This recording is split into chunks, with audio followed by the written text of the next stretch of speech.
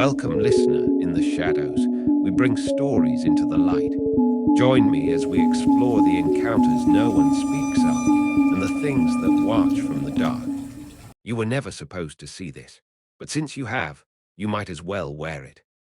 From the vaults of the shadows, a new collection of unsettling apparel and artifacts pulled straight from the stories that were never meant to surface. Soft, worn-in shirts and hoodies that feel like something you dug out of a locked trunk in an abandoned ranger station. This isn't just merch, it's evidence. The Pines made room for him. Chapter 1. The Disappearance, Audio Log. Ranger Thomas Lee, Day 3 ON Site. Transcript begins 19:42 p.m. Mount Morsa Ranger Station. Weather's holding steady.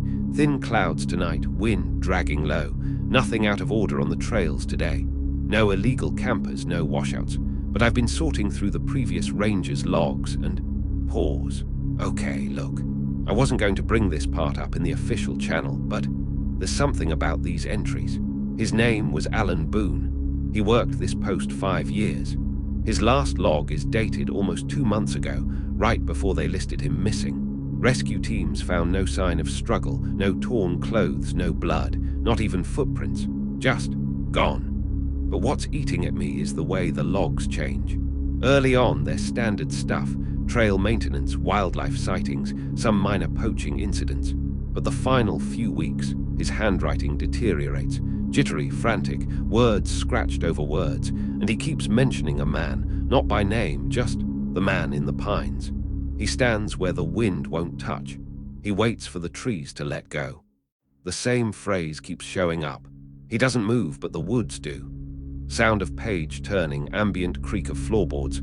There's a page here. This one's, completely smeared. Mud or pitch, I don't know. But in the margins, I can still make it out. I've seen him now. He's not a hiker. The deer won't go near him. The trees bend away. The wind dies when he's close. Now I know Boone was in his 50s. Could have been early signs of something neurological. Or maybe he went stir-crazy out here alone. That happens, still. Something about the way it escalates. This isn't just fear, it's obsession. He stopped writing about weather or patrols. All his focus narrowed to this one thing. Chair creaks, a quiet inhale. Locals don't help either. I was in town yesterday to pick up a spare battery unit for the radios. An old guy at the garage, he asked if I'd taken over Boone's station. When I said yes, he just looked at me and said, "Well, you'll see him too." Long pause, silence except for soft ticking, perhaps a clock anyway. I'll keep going through the logs. There's a fire watch hike I'm scheduled to run in the morning. I'll keep an eye out. Probably nothing. Just forest isolation sinking into a lonely mind. I mean, hell, Boone might have wandered off trying to chase this figure and fallen somewhere no one could reach. These mountains stretch deep. People disappear here when they stop thinking straight. Static flicker, brief noise, anomaly, distant branch snapping. Right. Guess I'll sign off for now. End log. End transcript. Chapter 2. The journals the ranger station creaked through the night like it was breathing. Wood expanding, sighing, shifting, the old bones of the place restless with temperature drops. Ranger Thomas Lee sat cross-legged on the floor, surrounded by 3 open field journals that smelled of mildew, cedar oil, and the faintest trace of rot. The first 2 were typical ranger logs, neat, dated, dry. Alan Boone had been meticulous. Weather patterns, poacher sightings, trail washouts, migratory shifts in the elk herds, all logged, timed, cross-referenced with maps. It had the air of someone clinging to order. But the third book was different. The cover was swollen with moisture.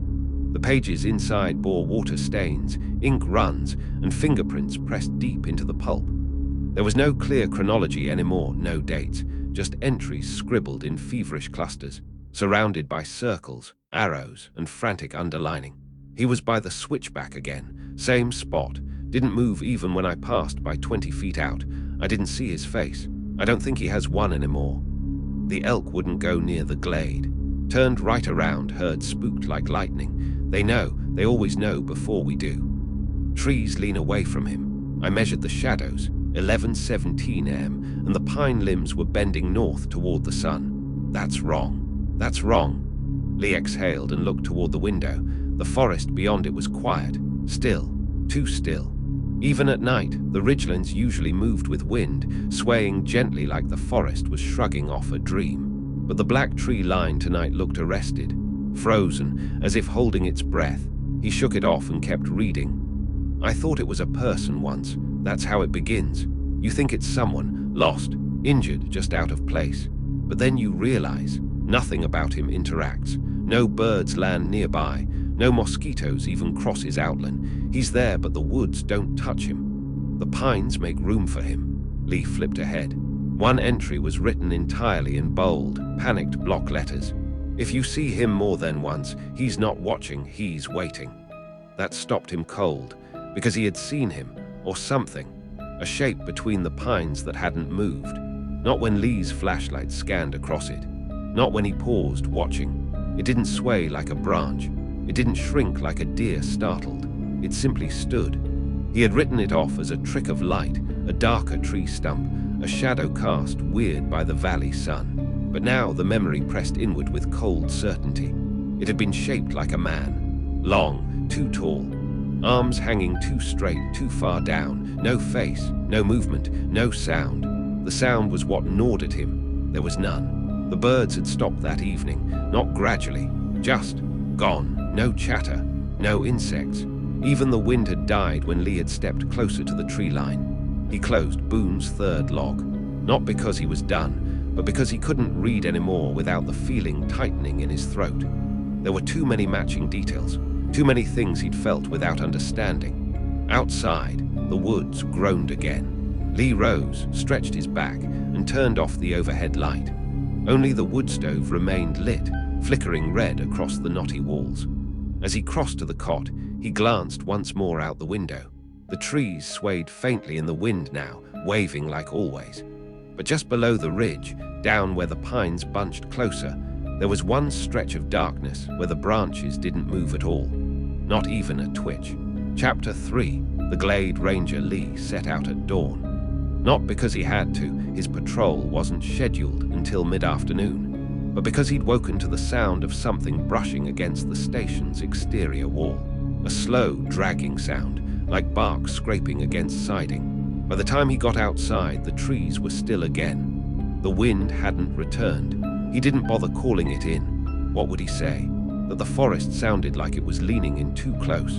Instead, he slung his daypack, laced his boots, and started hiking south, toward the glade Alan Boone had referenced again and again in his logs. The place the elk avoid.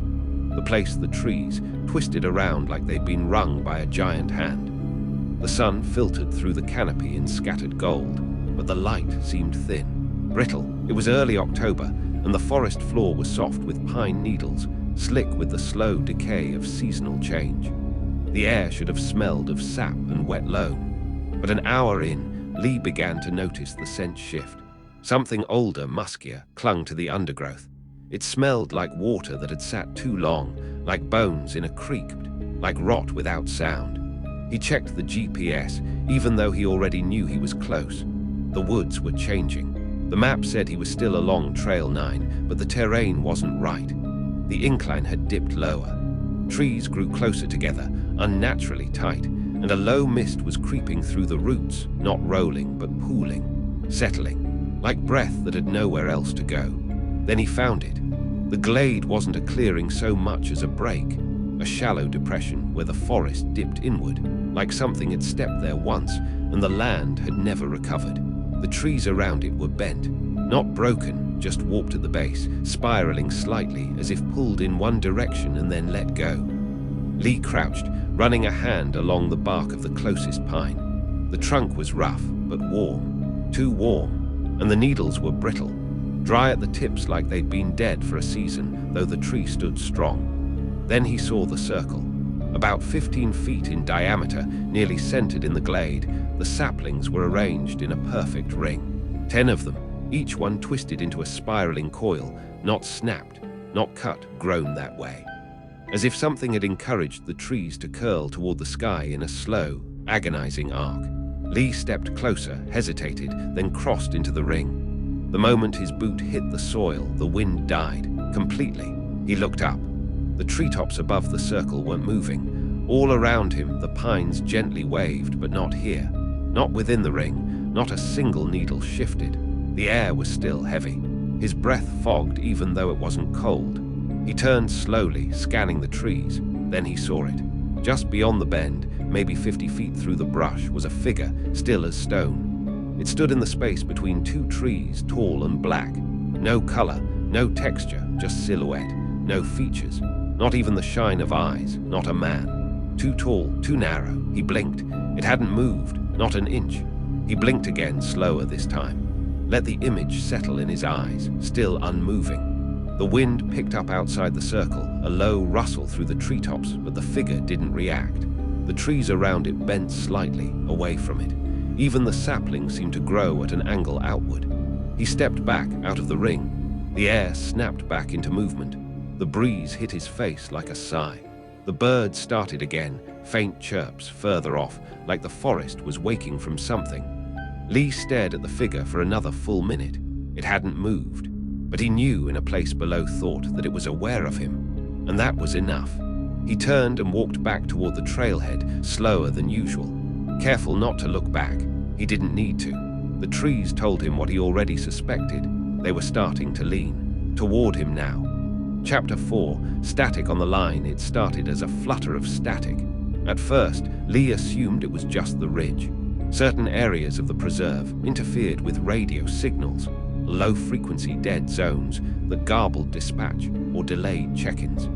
He'd learned early to work around them. Climb high, face northeast, hold the button down a few seconds longer than felt natural. But this was different. It wasn't a garble. It was breathing.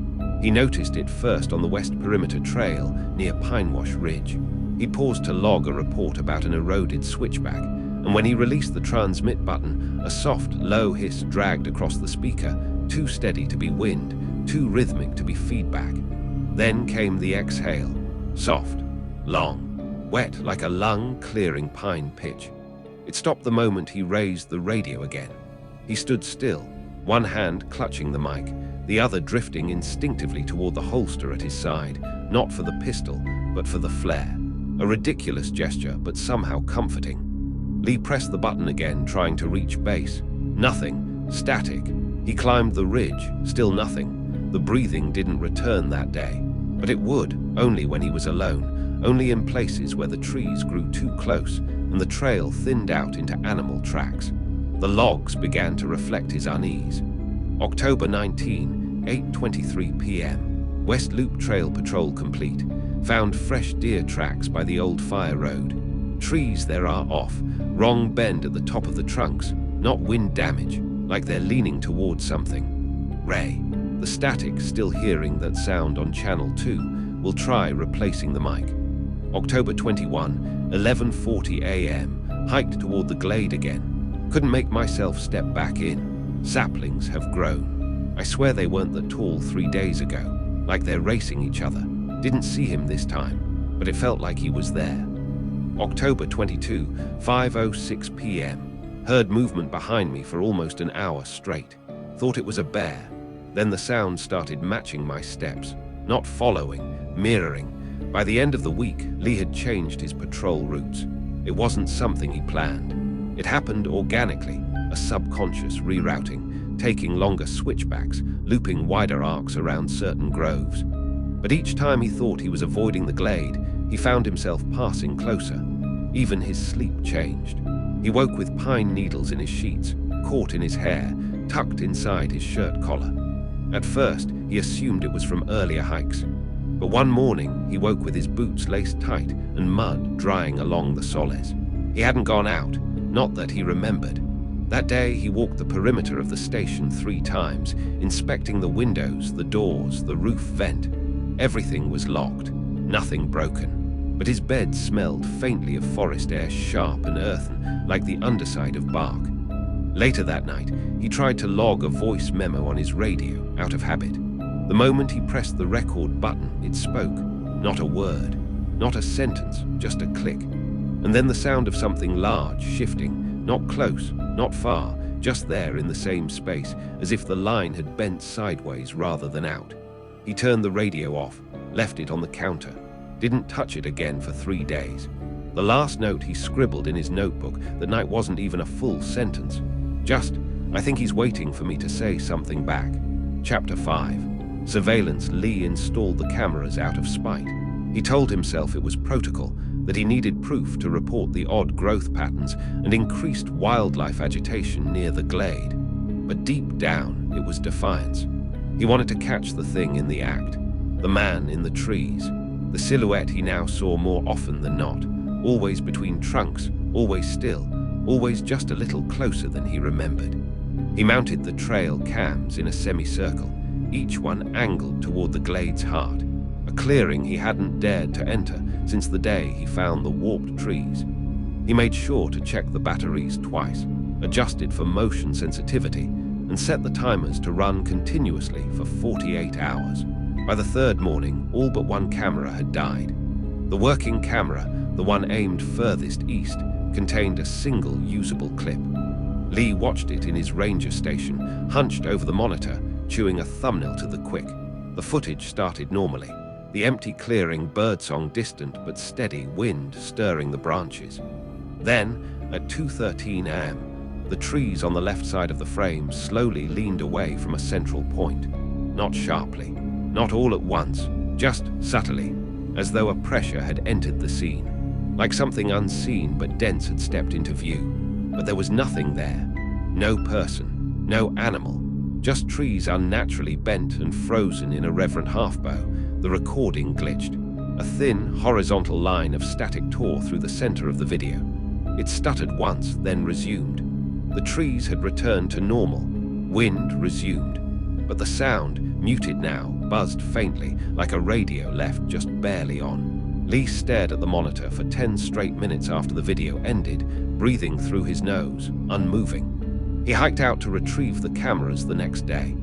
The westernmost unit, the one facing the ridge, was missing its memory card. The slot had been pried open. The plastic bent, warped. He checked the ground. No tracks, no animal prints, just pine needles, rotted leaves, and a circle of saplings twisted into tight, unnatural spirals. 13 of them, bent clockwise, still rooted but wrong. The next one he checked had simply stopped recording at midnight. Battery still full. Lens clean, no explanation. The third had been pulled off the tree entirely and jammed into the dirt lens first.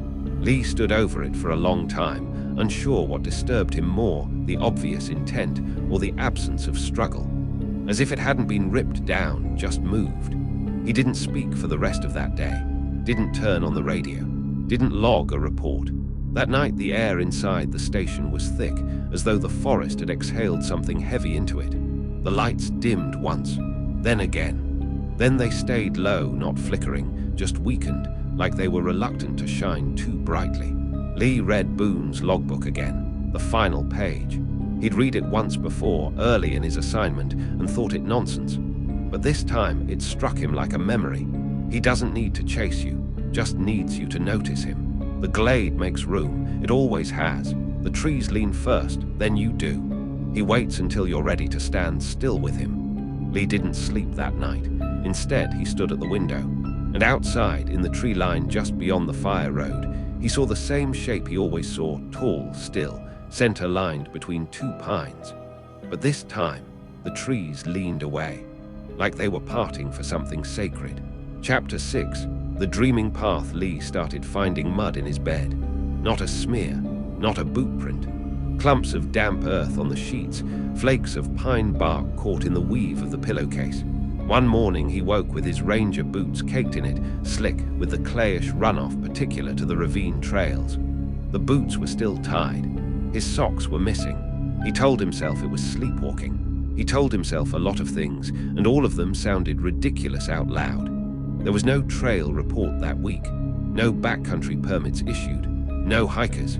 The entire park, it seemed, had gone quiet, and still Lee felt watched. Not stalked, that would have been easier. It wasn't fear, it was presence, like the forest was waiting for him to remember something. The dreams started after that. He would wake with the taste of pine resin on his tongue, the scent of old bark in his nostrils, a heaviness in his chest like he'd been breathing deep in a cold ravine. He walked in the dreams, always barefoot, always toward the same clearing. But there was no moon, no flashlight, only the faint suggestion of light, pale and soft, like the space between sleep and memory. He'd moved between the trunks in perfect silence. The branches didn't snag him, the roots didn't trip him. His feet found the hollows like he'd been born to the terrain. In one dream, he stopped just outside the glade's mouth. The trees around it bowed in that familiar pattern, curving subtly away from the center. At its heart stood the silhouette, that same tall figure, unmoving, neither threatening nor kind, just inevitable. Lee tried to speak, but no sound came. The man raised one hand, not in warning, not beckoning, just holding it aloft like he was listening, and the trees stilled entirely. Then Lee would wake in his bed again, soil under his nails, his tongue aching from where he'd bitten it in his sleep. He began leaving the door unlocked at night, just in case. By the 7th night, he stopped sleeping altogether and started walking while awake. At least he thought he was awake. He would start from the ranger cabin, flashlight off, and walk until he found the bend in the trail where the air changed, where the pine scent grew heavier and the moss thickened beneath his steps. Then he'd stop, waiting for the rest of the path to reveal itself. He told himself it was reconnaissance, that he was chasing Boone's footsteps. But deep down, he knew that Boone hadn't gone missing. Boone had simply stopped coming back. That night, he walked further than ever. He found himself in the glade again, not dreaming, not quite awake. The air shimmered slightly, like a distant heat haze. The trees had formed a perfect circle. The center of the clearing pulsed faintly, a low thrum in his bones rather than in his ears. There was no silhouette this time, only an indentation in the soil where it had stood, perfectly oval, heel to toe, still warm. And around it, the grass had grown long and dark, bent in a spiral pattern, like something had been circling it slowly for a very long time. Lee turned to leave, but the trees no longer looked familiar. The trail was gone. The forest was still. And in the stillness, he felt something settle deep in his mind, not panic, not fear, permission. Chapter 7. The ridgeline does not move. Lee stopped checking in. The radio in the cabin chirped through the morning and into the evening with dispatch calls, hikers requesting guidance, the neighboring ranger stations calling his number. He heard all of it. He just didn't answer, because by then Lee had come to realize something the previous logs never made clear. The man in the woods wasn't a warning, he was a guide. And the ridge line, the one Lee had been taught to trust as a northern marker, the spine of orientation, was wrong. It didn't move. Not in storms, not in fog, not even in the high winds that moaned through the pines like mourning animals. The trees bent, trails flooded, valleys warped with erosion. But the ridge remained as it always was, rigid, clean, untouched, too untouched. It didn't make sense until Lee climbed it again. He took the long ascent past Bracken Hollow, where the switchbacks grow narrow and the trees thin out. He remembered walking this trail his first week, the wind cold against his neck, the feel of the fire lookout behind him. That tower should have been visible halfway up, but it wasn't. When he reached the top, he found the exact place he'd seen the figure, weeks ago now, standing in perfect stillness just below the ridgeline. The view was the same, too much the same. Every branch, every stone, identical, as if time hadn't passed here at all. The footprints he'd made on his first hike were still there, preserved like impressions in wax. He knelt and placed his palm over one. Still warm, the air on the ridge was utterly still, not quiet still. The difference was felt, not heard. Even the insects refused to cross into the ring of pine at its center. Lee stepped over a fallen log and into that circle again, the one he'd seen in dreams. But this time, it didn't fade when he blinked. And the trees did not move, not to the breeze, not to the pressure of his hand, not even when he leaned full weight against a sapling that should have bowed under him. They held their form like statues, like watchers. He sat down in the middle of it, not realizing until much later that he had stopped blinking. His eyelids refused to close. A stillness took root in him, not paralysis, not fear, something settling, something being made ready. Below the ridge, the forest creaked. Not from weather, but from awareness. Something was beginning to move outside the stillness, and it was coming uphill. Lee didn't run, he didn't hide. He simply turned and looked into the trees and saw himself. No, not quite. Something with his outline, his uniform, even the same lanyard, but longer in the limbs. Leaner. Its eyes were wrong, too wet, too full, like two knots in a tree that had learned to see. It didn't speak, but it opened its mouth, and Lee heard a sound like water running under snow, steady, quiet, ancient. A greeting or a question. The thing reached up and touched its own temple with one fingertip. Then it pointed to Lee, and Lee somehow understood. He had been watched not to be taken, but to be measured. To be still was to be ready. To be ready was to be chosen. Chapter 8. No trails leave the circle. Lee tried to leave the ridge the next morning. He remembered standing up. He remembered his legs working. He remembered stepping outside the circle of still trees and feeling the first gust of normal wind return, like waking up too fast from a dream. But when he descended the path, switchback after switchback, he found himself at the ridge again. Same ring of pine, same footprints, same notch in the bark where he'd idly scraped a line with his pocket knife. At first he thought he'd looped around, missed a trail marker. Maybe he was just tired. But the second attempt, made carefully, with deliberate compass checks, paced steps and rock markers, ended the same way. The third attempt took nearly all day, walking east down an old game trail, downhill through brambles and gullies, carving through the brush until he emerged, scratched and exhausted, onto the ridge. Again. But something was different this time. The trees had changed. They weren't where they had been. The logs he remembered resting on were gone. The saplings stood straighter. And though the ridgeline looked identical, the sun now hung lower than it should have, casting long shadows that didn't match the direction of the light. Lee sat down hard, sweat beading on his forehead despite the cold. The air tasted sweet, pine sap and wet rot, the kind of sweetness that curdles. The stillness had grown louder, not with sound but pressure, as if every inch of the forest leaned in, curious. The woods were watching. More than that, shaping. There were no more trails leaving the circle. He spent that night near the tree line, refusing to sleep. His radio buzzed with static, then a long tone, then nothing. When he did blink, he swore he saw figures just outside the ring, not moving, but posed. Human-shaped, wrong proportioned, tall and narrow like shadows stretched thin across bark. They stood in pairs, then triplets. By morning they were gone, but something had been left behind. Near the center of the ridge, in the soil where the roots fanned out, lay a set of ranger boots, not his. Much older, half rotted through, inside them bone, just the lower leg. Clean.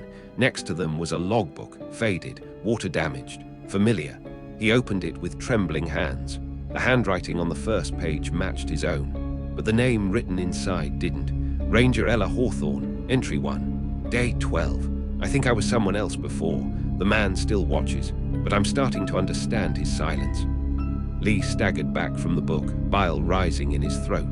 Because that name, Ella Hawthorne, belonged to the next ranger, the one who would replace him. The one the file at base said hadn't been hired yet. The forest was already writing her, just like it was writing him. Chapter 9. The man beneath the pines the next morning. Lee didn't wake so much as surface. Sleep had become viscous, thick, tar-like, dreamless but not restful. The kind that stains the edges of thought. His limbs didn't ache anymore. That worried him. He sat up slowly. The boots were gone. The logbook too. Only a perfect circle remained in the pine needles, like something had pressed down evenly in the earth, then vanished upward, not stepped away, but ascended. The wind still didn't blow here, not even a flicker in the branches. And then, finally, he saw the man. Not a glimpse, not a trick of the corner of his eye, not a silhouette through foliage. This time the figure stood plainly at the far end of the ridge, across the clearing, perhaps 30 yards away, between two impossibly straight pine trunks.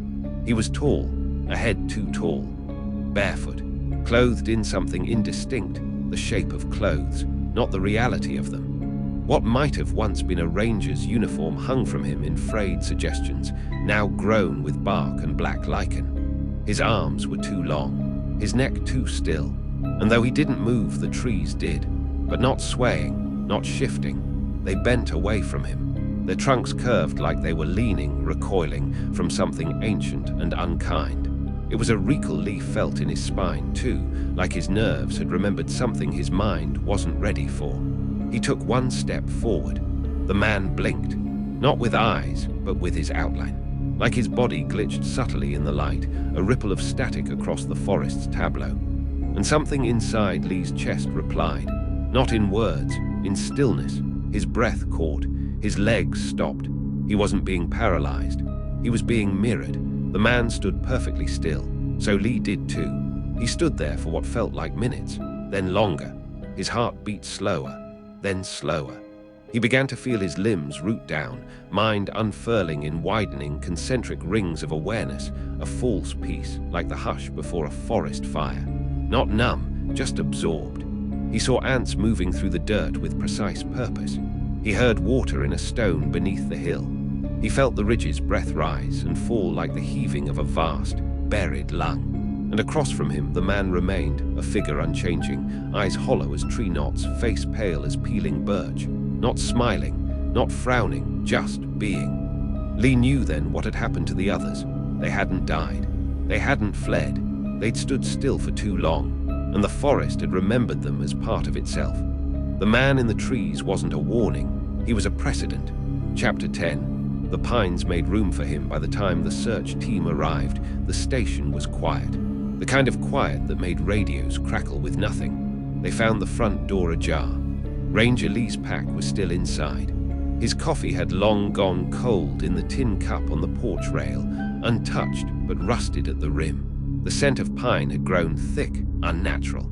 It seeped through the floorboards into the walls. The pages of the logbook were warped with moisture, open to an entry no one remembered writing. Just one sentence. I heard him breathing between the trees. No footprints, no signs of struggle.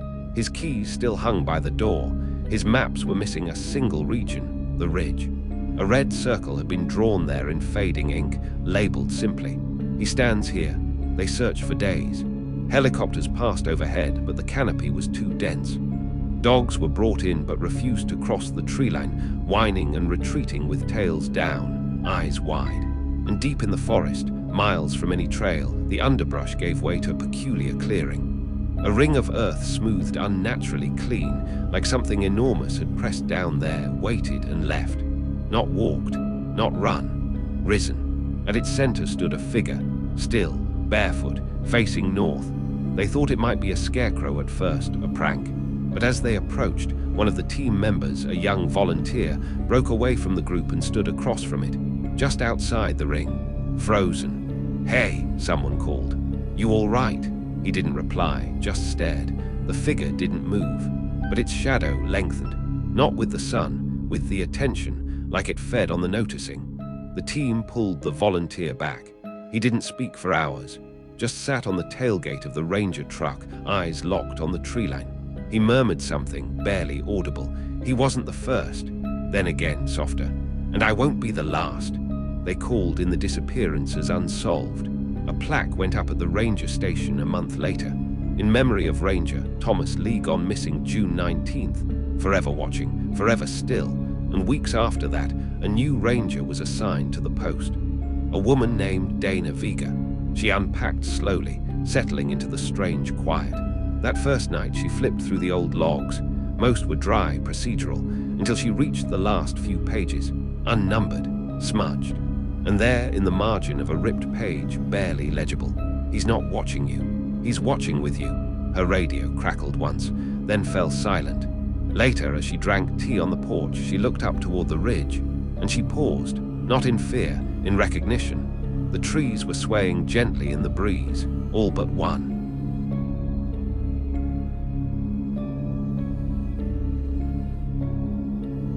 You made it back for now. But the things in the dark never truly leave, do they? They watch, they wait, and perhaps they remember you now too. If you want to hear more, if you dare to listen again, step back into the shadows. Like the video. Subscribe, but know this, some doors once opened do not close so easily.